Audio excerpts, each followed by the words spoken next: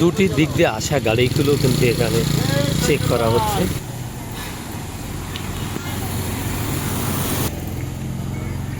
গাড়ির যে কাগজপত্র রয়েছে সেগুলো কিন্তু চেক চলছিল।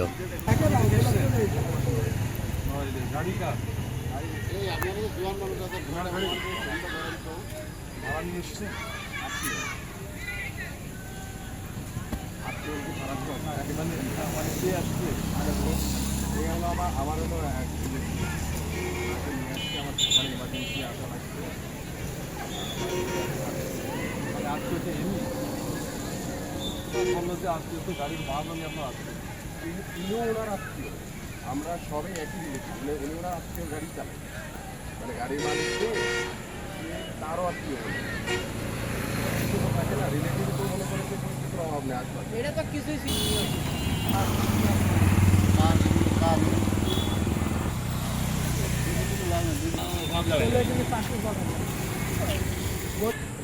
ব্যাগডালা এবং গাড়ির ভিতরেও তারা চেক করছেন কাগজপত্রের পাশাপাশি।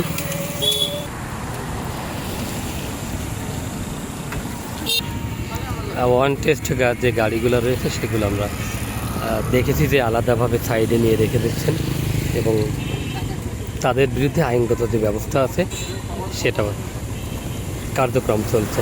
তো আপনি এই যে কথাটা বললেন, আপনি আইনজীবী সহকারী, আপনি আইনের তো ব্যবসা ঘটালেন, অর্থনৈতিক সমস্যা তাহলে আপনি গাড়ি কিনছেন কেন?